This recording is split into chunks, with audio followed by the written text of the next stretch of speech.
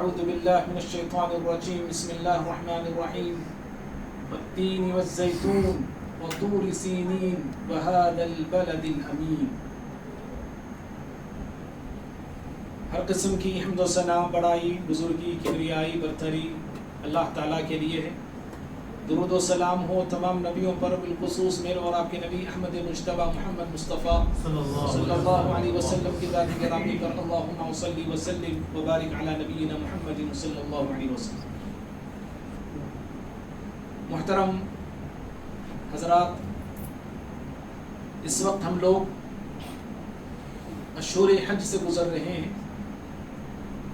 اور دنیا بھر سے حجاج کرام حج بیت اللہ کی سعادت کے لیے مکۃ المکرمہ کا قصد کر رہے ہیں. اور اسی مناسبت سے آج کے اس خطبہ جمعہ میں کچھ باتیں شہر مکہ کی اور خانہ کعبہ کی فضیلت عظمت کے حوالے سے پیش کی جا رہی ہے. اور یہی وہ موقع ہے، اسی وقت ہم لوگ اس عنوان کو بتا سکتے ہیں، کہہ سکتے ہیں. پھر سال کے دیگر مہینوں میں اگر اس عنوان کو بتایا جائے تو غیر مناسب ہوگا. اور اس عنوان کو بتانے کا ایک مقصد یہ بھی ہے کہ ہم میں سے ہر شخص کے اندر، ہر مسلمان کے اندر، کہنے والا سننے والا سبھی کے اندر اس شہر کی طرف، اس گھر کی طرف سفر کرنے کا ارادہ رکھیں، جذبہ رکھیں. اور اگر جذبہ ہے تو اس جذبے کو مضبوط کریں. اور دوسری بات یہ ہے بتانے کا مقصد کہ جو لوگ حیثیت رکھتے ہیں، استطاعت رکھتے ہیں، صحت رکھتے ہیں، دولت رکھتے ہیں، سب کچھ رکھ کر بھی اگر وہ لوگ حج یا عمرے کے لیے نہیں جاتے ہیں تو پھر وہ دیکھیں کہ کتنے عظیم گھر سے اپنے آپ کو محروم کر رہے ہیں. اس گھر کے دیدار سے، وہاں جا کے عبادت کرنے سے، کتنے ثواب سے یہ اپنے آپ کو محروم رکھ رہے ہیں. محترم بھائیوں، دنیا میں ملک بہت سارے ہیں، ملکوں میں شہر بے شمار ہیں، لیکن تمام شہروں میں شہر مکہ کی ایک الگ فضیلت ہے، ایک الگ خصوصیت ہے، ایک الگ عظمت ہے. اس شہر کی کتنی زیادہ فضیلت ہے، عظمت ہے، رفعت ہے. خاموش بیٹھو آپ، تم ادھر بیٹھو عبداللطیف. اس شہر کی کتنی زیادہ عظمت ہے، فضیلت ہے اور مقام اور مرتبہ ہے. دیکھیے کہ اللہ تعالیٰ نے اپنے کلام میں، قرآن میں اس شہر مکہ کی قسم کھایا ہے. خطبہ مسنہ کے بعد قرآن مجید کی تیسرے پارے کی بڑی مشہور سورت ہے سورہ تین کی 3 آیتیں میں نے آپ کے سامنے پڑھا. اللہ تعالیٰ نے کہا والتین والزیتون، قسم ہے انجیر کی اور زیتون کی. انجیر اور زیتون یہ زیادہ تر فلسطین اور وہاں کے علاقوں میں اس کی پیداوار ہوتی ہے، جہاں پہ حضرت عیسیٰ علیہ السلام پیدا ہوئے. اور پھر اللہ نے کہا وہ طور سینین، اور قسم ہے طور سینین کی. طور وہ پہاڑ ہے جس پہاڑ پہ اللہ تعالیٰ نے موسیٰ علیہ السلام سے کلام کیا. اور تیسری قسم اللہ نے کھائی وَهَذَا الْبَلَدِ الْأَمِينَ، اور اس امن والے شہر کی قسم. اور امن والا شہر ہم سب جانتے ہیں مکۃ المکرمہ ہے. اور اللہ تعالیٰ اس شہر کی قسم کھایا. اور کیوں قسم نہ کھائے اللہ تعالیٰ اس شہر کی، جس شہر میں اللہ تعالیٰ نے اپنے آخری نبی کو پیدا کیا ہے، جس شہر میں اپنے آخری کلام قرآن مجید کا نزول اللہ نے کیا ہے. اللہ تعالیٰ نے اس شہر مکہ کی قسم کھایا ہے. اور پیارے نبی صلی اللہ علیہ وسلم کو شہر مکہ سے بہت زیادہ پیار تھا، بہت زیادہ محبت تھی. آپ کو اس شہر سے، اس بستی سے بے انتہا چاہت تھی. آپ اس مکے بستی سے کتنی محبت کرتے تھے، اس بستی سے آپ کو کتنا لگاؤ تھا، کیسا تعلق تھا.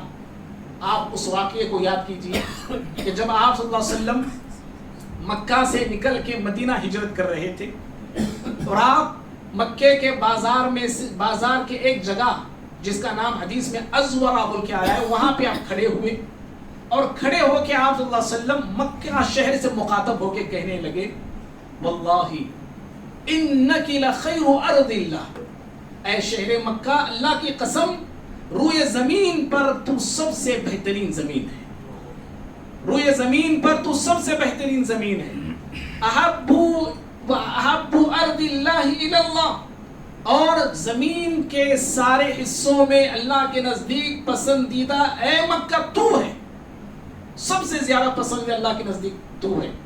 پھر پیارے نبی صلی اللہ علیہ وسلم نے کہا شہر مکہ سے مخاطب ہو کے اگر مجھے تجھ سے نہ نکالا جاتا، میرے گاؤں کے لوگ، میرے مکے والے اگر مجھے یہاں سے نکلنے پہ مجبور نہ کرتے، ما خرجتو، میں کبھی تجھے چھوڑ کے نہ جاتا، میں ہمیشہ یہی رہتا ہوں۔ آپ صلی اللہ علیہ وسلم کو مکے سے اس قدر محبت تھی۔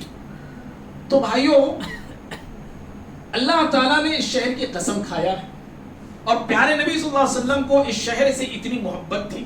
ایک محبت دیکھو فطری ہوتی ہے، ہر انسان کے دل میں ہوتی ہے اپنے شہر کی، اپنی بستی کی محبت۔ ولیج شہر میں سہولتاں نہیں ہے، فیسلٹیز نہیں ہے وہ کھیڑے میں، پھر بھی انسان اپنے وہ کھیڑے کو پسند کرتا ہے۔ نہیں بھائی تمہارے گاؤں میں کیا بھی نہیں نا، ہمارے گاؤں میں ہوا بھاری ہے، یہ اچھا ہے وہ اچھا ہے، اس سے محبت فطری ہوتی ہے۔ وہ پیارے نبی صلی اللہ علیہ وسلم کی محبت تو فطری تھی ہی، آپ وہاں پہ پلے بڑے پروان چڑھے، لیکن فطری محبت سے بڑھ کے اور ایک محبت ہوتی ہے، وہ محبت اس بنا پر تھی پیارے نبی صلی اللہ علیہ وسلم کی۔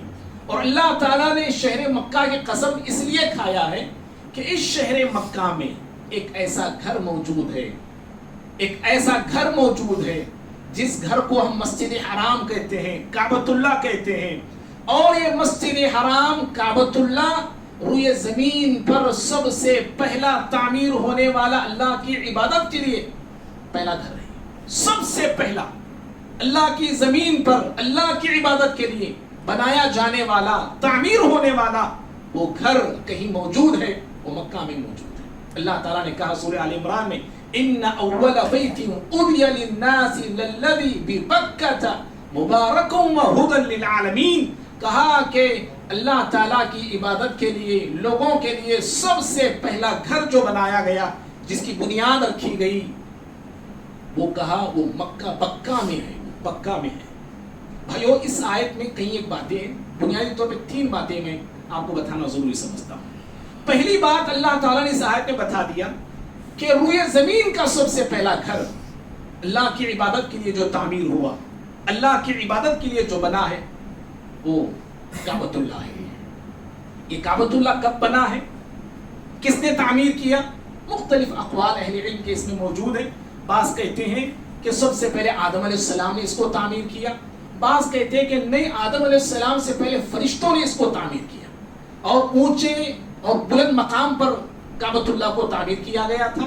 پھر اللہ تعالیٰ نے جب زمانہ گزرنے کے ساتھ نشانات مٹ گئے تو ابراہیم علیہ السلام کو اثر نو پھر سے خانہ کعبہ کو تعمیر کرنے کا حکم اللہ کی طرف سے آیا۔ تو پہلا گھر جو دھرتی پر بنایا گیا عبادت کے لیے وہ کعبۃ اللہ ہے۔ اور دوسری بات اس آیت میں یہ بتائی گئی، کہا للناس، یہ گھر سارے لوگوں کے لیے ہے، اس کا دروازہ سارے لوگوں کے لیے کھلا ہے، ہر انسان یہاں پہ آ سکتا ہے۔ اس کی سرداری اور اس کی یہاں پہ عہدیداری یہ عرب والوں کا خاص نہیں ہے، عرب والوں کا یہ خاص مکان گھر نہیں ہے، مدینے والوں کا یہ خاص نہیں، یہ مکے والوں کا خاص نہیں، سارے لوگوں کے لیے یہاں پہ آنا جائز ہے، آ سکتے ہیں۔ عرب والوں کا بھی یہ گھر ہے، عجم والوں کا بھی یہ گھر ہے، امیر کا بھی یہ گھر ہے، غریب کا بھی یہ گھر ہے، کالے کا بھی ہے، گورے کا بھی ہے، ہر شخص دنیا کا یہاں پہ عبادت کے لیے آ سکتا ہے۔ ہاں یہ اور بات ہے کہ پیارے نبی صلی اللہ علیہ وسلم جب آپ آئے دنیا میں اور آپ صلی اللہ علیہ وسلم مکہ کو فتح کیا تو اعلان کیا کہ آج سے مشرک کافر اس گھر میں داخل نہیں ہوگا، ہاں جانا ہے اللہ کے گھر کو، کعبۃ اللہ کو، مسلمان ہونا ضروری ہے۔ اور بھائیو تیسری بات اس آیت میں جو بتائی وہ یہ ہے، یہ کعبۃ اللہ، یہ مسجد حرام کہاں ہے؟ کہاں؟ یہ بکہ میں ہے۔ یہ بکہ، یہ بکہ مکے کا پرانا نام ہے۔ اور اس کو بکہ کیوں کہتے ہیں؟ اہل علم میں 2 باتیں بتائی ہیں۔ پہلی بات یہ، بکا کہتے ازدحام کو، بھیڑ کو کہتے ہیں۔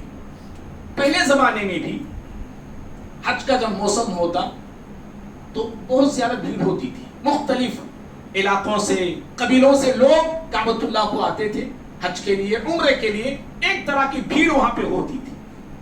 اور آج آپ وہ بھیڑ دیکھ سکتے ہیں، ہزاروں میں نہیں لاکھوں میں لوگ ہوتے ہیں وہاں پہ طواف کرنے کے لیے۔ اس لیے بھیڑ کی زیادتی کی بنا پر اس کو بکا کہا گیا ہے۔ اور بکے کا دوسرا مطلب اہل علم بتاتے ہیں دکا۔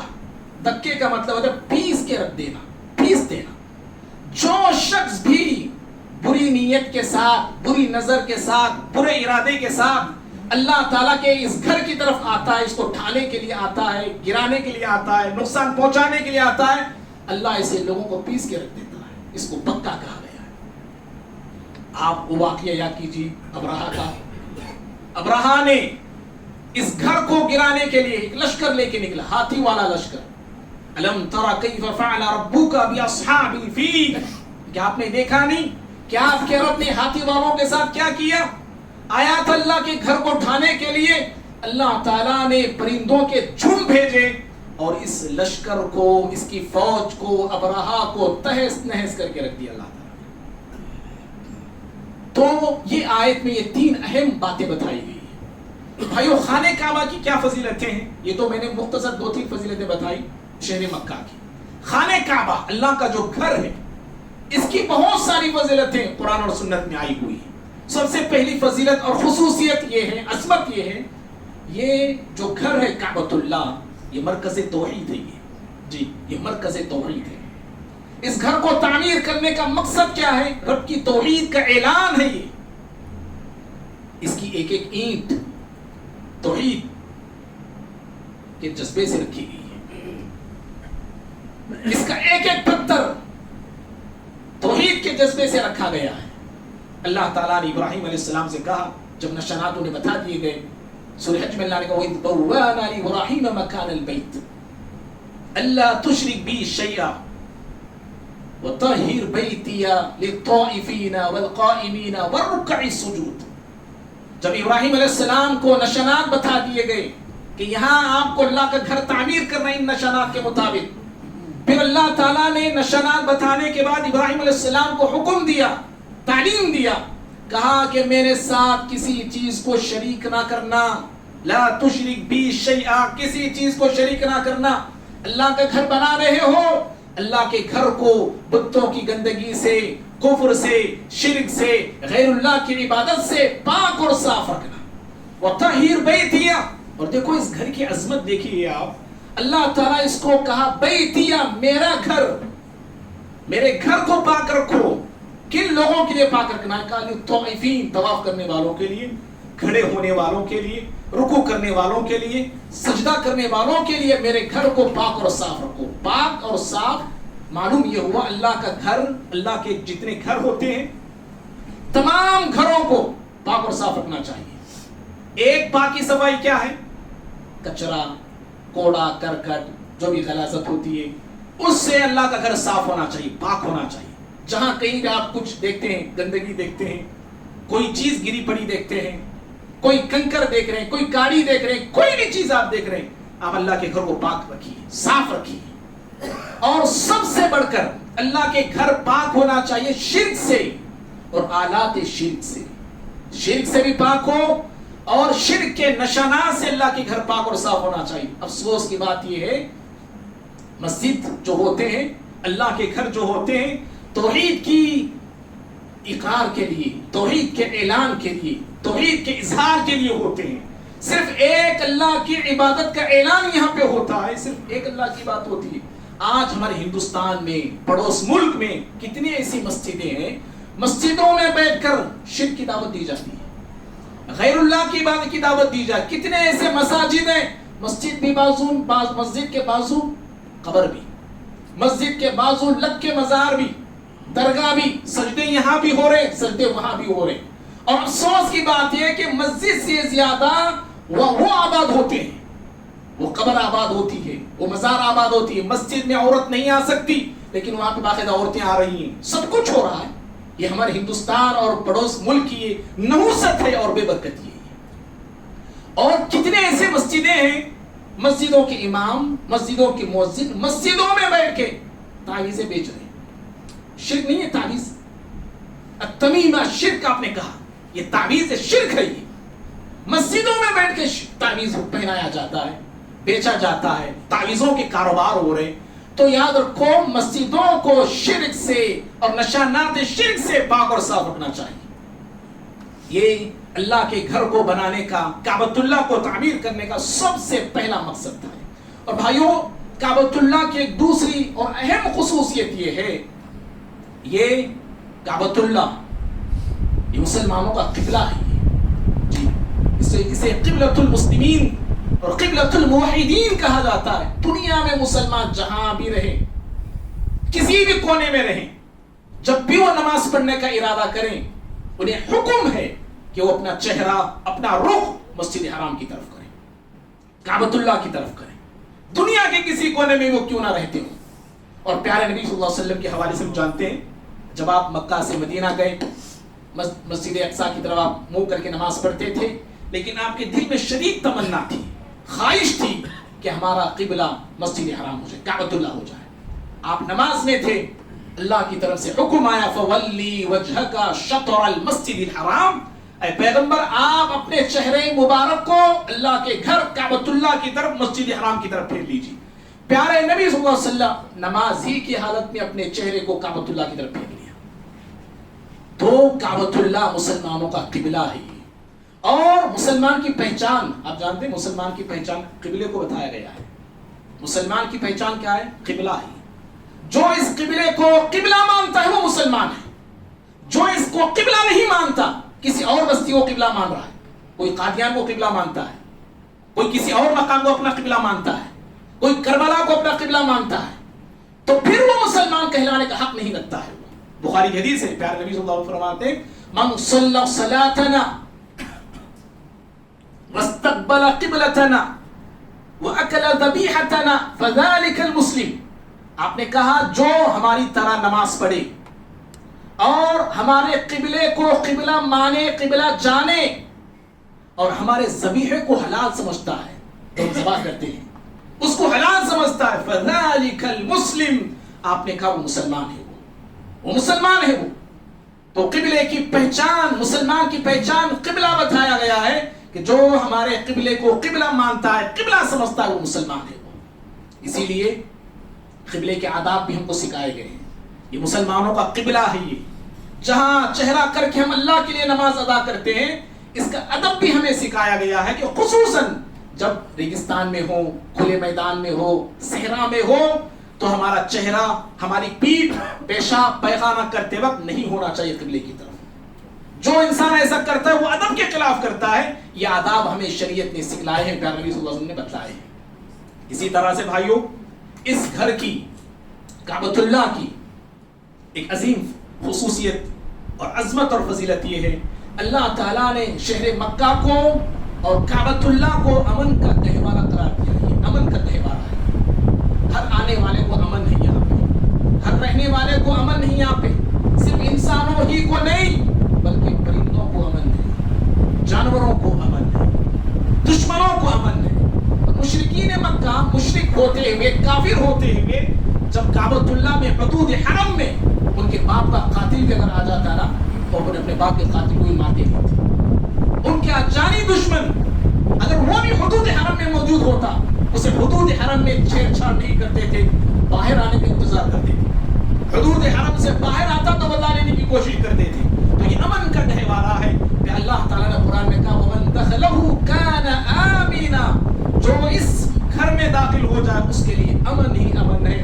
پیارے نبی صلی اللہ علیہ وسلم 8 ہجری میں مکہ کو فتح کیے. مکہ فتح ہوا، آپ کی طرف سے اعلان ہوا، آپ نے اعلان کروایا جو کعبۃ اللہ میں داخل ہوگا اس کے لیے امن ہے. اس کو مارا نہیں جائے گا، اس کو قتل نہیں کیا جائے گا، چاہے وہ ہمارا بڑے سے بڑا دشمن کیوں نہ ہو.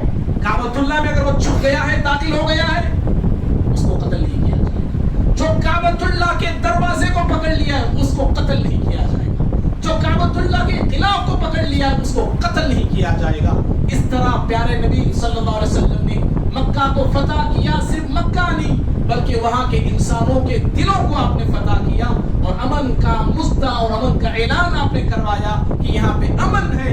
گھر میں داخل ہونے والے کو امن اللہ کے گھر میں, اور اللہ کے گھر کے دروازے کو جو پکڑا ہوا ہے, چمٹا ہوا, اس کے لیے امن ہے. بھائیو, تو ہمارے قبلے کی پہچان, ہمارے قبلے کا تعارف امن سے کروایا گیا ہے. اور اس قبلے کو ماننے والے جو مسلمان ہیں ان کا انٹروڈکشن بھی کہا گیا مسلمان ہیں, یہ سلامتی کا پیغام دینے والے لوگ ہیں. یہ ہمیشہ سلامتی والے ہوتے ہیں, جہاں کہیں ہوتے ہیں مسلمان سلامتی والے ہوتے ہیں, امن والے ہوتے ہیں. ان کی طرف سے کسی کو شر نہیں پہنچتا ہے, وہ مسلمان ہے. وہ آپ نے کہا اس مسلمان کا تعارف کراتے ہوئے من سلم المسلمون بلسانه ويده, اچھا مسلمان وہ ہے جس کی زبان سے, جس کے ہاتھ سے کسی کو تکلیف نہ پہنچے, وہ اچھا مسلمان ہے. آج مسلمانوں کا امیج کیا ہے معاشرے میں, سوسائٹی میں, سماج میں, ہمارے محلوں میں, ہمارے گلیوں میں کیسا امیج ہے؟ لوگ مسلمانوں کے تعلق سے کیا نقطۂ نظر رکھتے ہیں؟ مسلمان بولے تو کون؟ پینے والے, منہ کھولے تو گالیاں دینے والے, لڑنے والے, جھگڑنے والے. ہاں, آج مسلمانوں کا انٹروڈکشن ہم نے یہ دیا ہندوستان کی زمین پر, جہاں ہم مینارٹی میں ہیں اور جہاں ہم کو دعوت اللہ کا کام کرنا ہے, اللہ کے بندوں کو کفر سے, شرک سے نکالنا ہے, وہاں پہ بڑی سے بڑی ذمہ داری ہم پہ اس ملک میں عائد ہوتی ہے. اور یہاں پہ ہم نے اپنا پہچان کیا کروایا, اپنا تعارف کیا کروایا؟ جھوٹے دھوکے باز مسلمان. لین دین کر کے دیکھو, پتا چلے گا کتنے پانی میں اترا ہوا مسلمان ہے. بھائیوں, میں اور آپ دیکھو مسجد میں مسلمان ہے, مسجد کے باہر گئے تو مسلمان نہیں ہے ہم لوگ. معاف کرنا, مسجد کے باہر گئے تو الگ ہی مسلمان ہم لوگ. ہماری پہچان الگ, ہماری زبان الگ, ہمارے طور طریقے الگ, ہمارا لین دین کا اسٹائل الگ, سب کچھ الگ ہے. مسجد میں آئے تو ہم سے بڑا ولی صفت انسان اور کوئی نہیں ہے. مسلمان کی پہچان, مسلمان کا انٹروڈکشن اس سے کرایا گیا کہ مسلم ہیں, یہ سلامتی والے ہیں. اور اس نبی, اور مسلمان جس نبی کو مانتے اس نبی کا انٹروڈکشن کیا کرا گیا؟ رحمت للعالمین. یہ ساری دنیا کے لیے رحمت بن کے آئے ہیں, ساری دنیا کے لیے رحمت ہے, مردوں کے لیے, عورتوں کے لیے, عرب کے لیے, عجم کے لیے, غریبوں کے لیے, بڑوں کے لیے, عورتوں کے لیے, سب کے لیے, حتیٰ کہ جانوروں کے لیے بھی پیارے نبی صلی اللہ علیہ وسلم رحمت بن کر آئے. اور بھائیوں, جو کتاب اللہ نے ہمیں دی ہے وہ کتاب بھی کیسی ہے؟ ہدی للناس, انسانیت کے لیے ہدایت کا سرچشمہ ہے یہ کتاب, سرچشمہ ہے یہ کتاب. ہدایت کے چشمے اس کتاب سے پھوٹتے ہیں. رحمت یہ کتاب انسانوں کو دیتی ہے اور رحمت اس کتاب سے ملتی ہے. تو قبلہ کعبۃ اللہ کا تعارف امن کے گہوارے سے کرایا گیا ہے. اور بھائیوں, اللہ تعالیٰ نے اس گھر کو بڑی عجیب و غریب خصوصیت دیا ہے, بڑی عجیب و غریب فضیلت دیا ہے, بڑی عظمت رفعت دیا ہے. وہ یہ ہے کہ یہ گھر کعبۃ اللہ بڑا برکتوں والا گھر ہے. جی, بڑا برکتوں والا گھر ہے. اللہ ہم سب کو ان برکتوں کو پانے والے بنائے. آمین. اللہ ہم سب کو ان برکتوں کو پانے والے اور اس کا حق لینے والے بندوں میں اللہ تمام کو شمار فرمائے. بڑا برکتوں والا ایک گھر ہے. کتنی برکت ہے؟ 3 برکتیں میں بتاتا ہوں. پہلی برکت دیکھو اس گھر کی یہ ہے, ایک نماز کا ثواب 1,00,000 نمازوں کے ثواب کی برابر. 1,00,000 نماز کے ثواب. زندگی بھر ہم نماز پڑھتے رہیں گے تو پھر وہ پتہ نہیں وہ 1,00,000 نمازیں ہم پڑھ پاتے ہیں کہ نہیں پاتے, پتہ نہیں.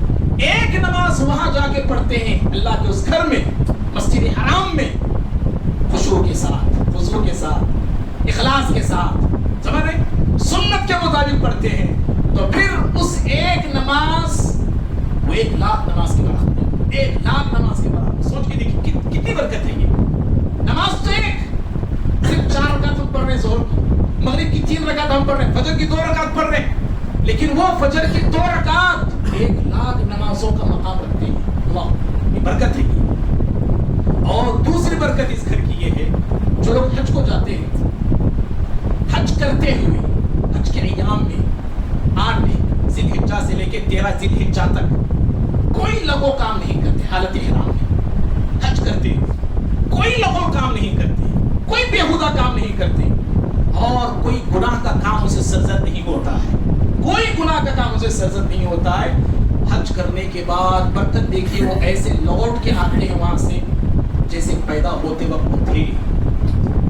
کتنی بڑی برکت ہے، جیسے پیدا ہوتے وقت وہ کیسے تھے، گناہوں سے پاک تھے، صاف تھے، معصوم تھے۔ وہ حج سے واپس آنے والا بھی گناہوں سے پاک اور صاف معصوم ہو کے لوٹتا ہے۔ یہ برکت ہے، یہ اس گھر کی ہے۔ اور تیسری برکت، اللہ تعالیٰ نے وہاں پہ ایک ایسا پانی رکھا ہے جو دنیا کا نرالا پانی ہے، دنیا کا بالکل صاف اور شفاف پانی ہے، اور ایسا پانی ہے اس کے اندر بیکٹیریا وغیرہ پائے نہیں جاتے۔ محققین نے جو تحقیق کی ہے، دنیا کے سارے پانیوں میں کہیں نہ کہیں بیکٹیریا ہوتے ہیں، جراثیم ہوتے ہیں، لیکن زمزم کا پانی ایک ایسا پانی ہے جس کے اندر جراثیم موجود نہیں۔ اور یہ پانی ایسا ہے، اتنی برکت اللہ نے اس پانی میں رکھا ہے کہ کھانے کا بھی کام دیتا ہے، کھانے کا بھی کام کرتا ہے، اور بیماروں کے لیے رب العالمین نے اس پانی میں شفا رکھا ہے۔ پیارے نبی نے فرمایا قرآن کی حدیث ہے، انہا مبارکہ، یہ پانی بڑا بابرکت ہے، انہا طعام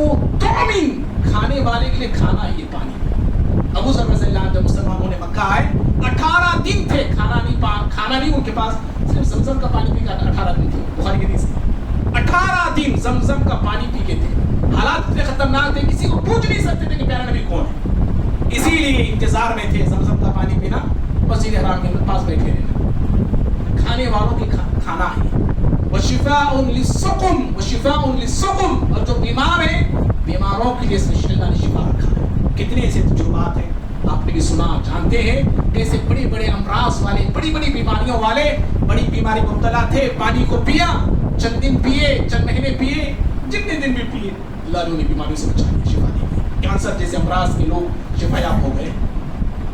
تو بہرحال یہ اتنا نرالا پانی ہے، اللہ نے اتنی برکت رکھا ہے۔ مکے کے پاس نہ کوئی ندی ہے نہ کوئی سمندر ہے، 4000 سال سے پانی بہتا ہے، جاری ہے، 4000 سال سے، اور آج تک جاری ہے۔ لاکھوں لوگ پیتے ہیں، ہر ملک کو لوگ لے کے جاتے ہیں، استعمال کرتے ہیں، پھر بھی وہ پانی باقی ہے۔ یہ برکت ہے اس پانی کی۔ بہرحال بھائیوں، تو اللہ نے اس سرزمین کو برکتوں سے بھرا ہوا ہے، اور یہاں پہ دو ایسے پتھر ہیں جو اللہ کی قدرت کی نشانی کی دلیل ہے۔ ایک پتھر وہ ہے جس کو مقام ابراہیم کہا جاتا ہے۔ کعبۃ اللہ کو جب ابراہیم علیہ السلام تعمیر کر رہے تھے، اللہ کے گھر کو بنا رہے تھے، ایک پتھر پر آپ کھڑے تھے، اور جب آپ اس پتھر پہ کھڑے اور دیواریں اٹھاتے جا رہے تھے، اللہ تعالیٰ نے آپ کے قدم کے نشان اس پتھر پہ بٹھا دیے۔ آج بھی وہ پتھر موجود ہے، اور مستحب ہے عمرہ کرنے والے کے لیے، حج پہ جانے والے کے لیے، جب وہ طواف 7 چکر مکمل کر لے گا، مقام ابراہیم کے پاس آ کے 2 رکعت نماز پڑھے گا، مستحب قرار دیا گیا۔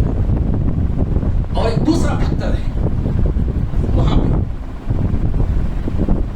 دنیا کے عام پتھروں سے جدا ہے، دنیا کے عام پتھروں سے الگ ہے، لیکن وہ بھی پتھر ہے جس کو حجر اسود کہتے ہیں۔ اور یہ پتھر کی شان یہ ہے کہ زمین کا پتھر نہیں، حجر الاسود، آپ نے کہا حجر الاسود نزل من الجنہ، یہ جنت سے اتارا گیا پتھر ہے، جنت سے اتارا گیا۔ لیکن دیکھو مسلمان وہ قوم ہے، جنت سے آئے ہوئے پتھر کی بھی ہم عبادت نہیں کرتے، عبادت صرف اللہ کی کرنا ہے، چاہے وہ پتھر جنت سے بھی کیوں نہ آیا ہو، وہ بھی عبادت کا لائق نہیں، وہ معبود نہیں ہو۔ بہت سارے لوگ کہتے ہیں بھائی مسلمان جا کے پتھر کی پرستش کرتے ہیں، نہیں، ہرگز نہیں۔ ارے ہم جنت سے آئے ہوئے پتھر کی پرستش نہیں کرتے تو پھر زمین کے پتھروں کی کیا کریں گے؟ اور حضرت عمر بن خطاب رضی اللہ عنہ کہا کرتے تھے حجر اسود کو دیکھ کے غسل لینے سے پہلے، انی اعلم، میں جانتا ہوں تو پتھر ہے، نہ نفع دیتا ہے نہ نقصان دیتا ہے، نبی کو چومتے ہوئے میں نے دیکھا، اس کے میں تجھے چوم رہا۔ تو مسلمان پتھر کی وہاں جا کے پرستش وغیرہ نہیں کرتے ہیں، تو جنت سے اتارا ہوا پتھر ہے۔ اور پھر کیا خاص بات ہے اس پتھر کی؟ یہ پتھر جب جنت سے اترا، پیارے نبی فرماتے ہیں یہ دودھ سے بھی زیادہ سفید تھا، کان اشد بیاض من اللبن، دودھ سے بھی زیادہ سفید تھا۔ پھر کالا کہیں کو نام پڑا اس کا کالا پتھر، کالا کیوں ہوا؟ فسودته خطایا بنی آدم، آپ نے کہا لوگوں کے گناہوں کو یہ چوس چوس کے کالا ہو گیا۔ کتے ہیں بھائی،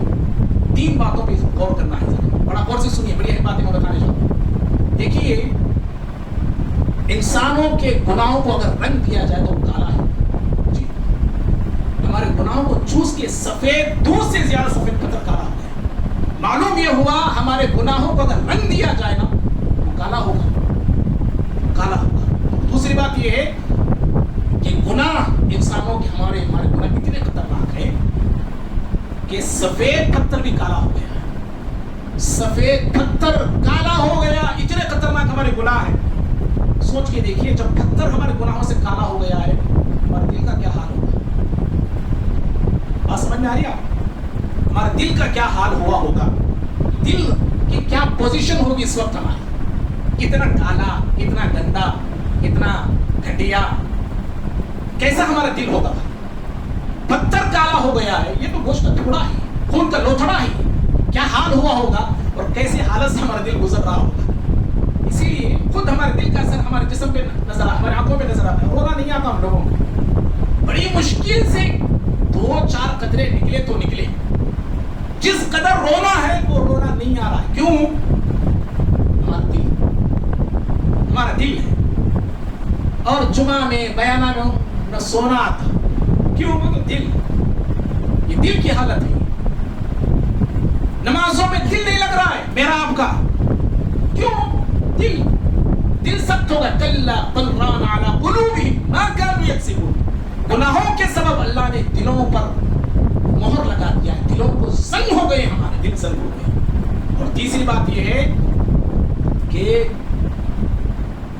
گناہوں کے اثر سے پتھر بھی متاثر ہو جاتا ہے. پتھر بھی متاثر ہو جاتا ہے. سمجھ گئے؟ دیکھو پتھر, سفید پتھر دودھ سے زیادہ کالا ہو گیا, وہ بھی متاثر ہوتا ہے. لیکن بعض دل ایسے ہوتے ہیں جو پتھر سے بھی زیادہ سخت ہوتے ہیں جی. وہ اثر نہیں لیتے, وہ اثر نہیں لیتے ہو, کوئی نصیحت وہ دل قبول نہیں کرتے. پتھر اثر لیتا ہے. اللہ نے کہا قرآن سورہ بقرہ میں ثم قست قلوبکم من بعد ذلک فہی کالحجارہ او اشد قسوہ. تمہارے دل سخت ہو گئے ہیں گویا کہ سختی میں پتھر ہے. اللہ نے کہا گویا کہ سختی میں پتھر ہے, لیکن پتھر سے بھی زیادہ سخت ہو گئے. ہمارے دلوں کا حال یہ ہے بھائیو. میرے حال تو یہ پتھر ہے حجر اسود جو وہاں پہ موجود ہے. اور اس گھر کی آخری بات خصوصیت یہ ہے کہ اس گھر کو آپ جتنی بار جائیں گے دل اتنی ہی بار آپ کا آمدہ ہوگا, اتنی ہی بار دل آپ کا بار بار کہے گا کہ اور ایک مرتبہ جاؤں, اور ایک مرتبہ جاؤں. اللہ تعالیٰ نے اس گھر میں وہ کشش رکھا ہے, وہ کھینچاؤ رکھا ہے. جو ایک بار جاتا ہے اس کی محبت اس گھر سے کم نہیں ہوتی بلکہ اور بڑھتی جاتی ہے. دوسری مرتبہ جاتا ہے محبت کم نہیں ہوتی, تیسری مرتبہ جاتا ہے. اللہ نے وہ گھر میں وہ خاص بات رکھا ہے, کشش رکھا ہے, کھینچاؤ رکھا ہے. جو جس قدر جاتا ہے اسی قدر اس کی تمنا ہوتی ہے کہ ایک اور مرتبہ جاؤں, عمرے پہ جاؤں, حج پہ جاؤں, کسی بہانے میں جاؤں. بار بار ہو جاتا ہے. اور بعض کتنے ایسے مسلمان ہیں زندگی کا بڑے سے بڑا ٹارگٹ وہ جو بناتے ہیں وہ حج بیت اللہ بناتے ہیں. بھائی میں زندگی میں ایک بار تو میں جانا ہوں, بڑے سے بڑا ٹارگٹ. اللہ نے مسلمانوں کے دلوں میں اس گھر کی محبت کو بٹھا دیا ہے. اور بھائیوں یہ محبت ایسی ہے, بیوی بچوں کو انسان چھوڑ کے چلے جاتا ہے. کتنے پر خطر سفر سے وہ گزرتا ہے, سفر میں کتنی صعوبتوں کو اٹھاتا, تکلیفوں کو اٹھاتا ہے. وہ گھر کی محبت ایسی ہے. اور وہاں جب پہنچتا ہے بیوی بچے یہاں, گھر بار یہاں, رشتہ دار سب یہاں, ہاتھ جب اس کے وہاں اڑتے ہیں پروردگار سے کہتا ہے اللہ موت آئے تو یہاں مجھے موت دینا. یہ محبت ہے اس گھر کی. ہمارے یہاں کتنے ایسے لوگ ہیں بھائی. میری نانی خود 97 میں جب حج پہ گئے, میری نانی یہ کہتی تھی مجھے موت ہے تو وہاں جانا, وہاں تو ویسے ہی گئے. 97 میں آگ لگی تھی مینا میں, اس آگ کے اندر چلے گئے. اللہ ان کی مغفرت کرے. میرا تو بھائیوں یہ چند خصوصیات کی عظمتیں, یہ فضیلتیں میں نے بتایا. جیسے شروع میں نے بتایا, بتانے کا مقصد صرف یہی ہے کہ میرے دل میں بھی, آپ کے دل میں بھی اس گھر کی طرف جانے کا جذبہ ہو, ارادہ ہو. اور جو لوگ طاقت رکھ کر بھی ارادہ نہیں کرتے ہیں ان کے دل میں ارادہ پیدا ہو کہ جانا چاہیے. برکتوں والا گھر ہے, عظمتوں والا گھر ہے. بے شمار بشارتیں اللہ تعالیٰ اس گھر کو آنے والوں کے لیے رکھا ہے تاکہ یہ باتیں ہم سب کو معلوم ہو. معلوم تو ہے, اثر نو یاد دہانی کے لیے میں نے یہ باتیں آپ کے سامنے رکھا.